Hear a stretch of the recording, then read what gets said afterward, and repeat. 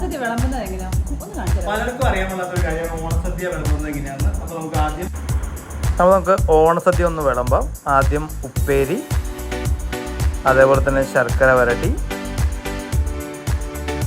പിന്നെ നമ്മൾ പുളിയിഞ്ചി,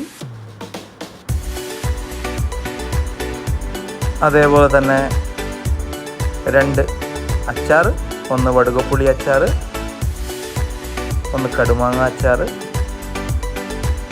പിന്നെ നമ്മൾ പച്ചടി ഇടുകയാണ്. ബീറ്റ്റൂട്ടാണ് നമ്മളിന്ന് ബീറ്റ്റൂട്ട് പച്ചടി.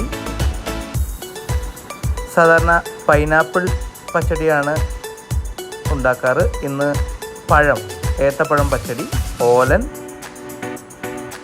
കാളൻ, കൂട്ടുകറി, ചേന, കായ, ക്യാരറ്റ്, കടല കൂട്ടുകറി,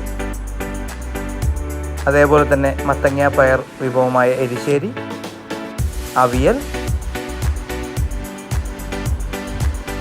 പിന്നെ ഉപ്പ്, അതേപോലെ തന്നെ തോരൻ, ക്യാബേജ് തോരനാണ് നമ്മൾ ഇവിടെ പ്രിപ്പയർ ചെയ്തിരിക്കുന്നത്. ക്യാബേജ് തോരൻ, പപ്പടം. അടുത്തായിട്ടാണ് നമ്മൾ റൈസ്. ഇതെല്ലാം വിളമ്പിയതിന് ശേഷമാണ് നമ്മൾ റൈസ് ഇടുന്നത്. റൈസ് കൂടി ഇട്ടതിന് ശേഷം നമുക്ക് ആളെ, അതായത് നമുക്ക് ഭക്ഷണം കഴിക്കാതിരിക്കാവുന്നതാണ്. ഒരു പഴം കൂടി വെച്ചു. സാമ്പാർ, രസം, മോര്, ഇത് 3ഉം നമ്മൾ ആവശ്യാനുസരണം ഒഴിച്ച് കഴിക്കുകയാണ്, ഒഴിച്ച് കൊടുക്കുകയാണ്, അല്ലെങ്കിൽ ഒഴിച്ച് കഴിക്കുക. അതോടൊപ്പം തന്നെ 2 തരം പായസമാണുള്ളത്. ഗോതമ്പ് പ്രഥമൻ, സേമിയ പായസം.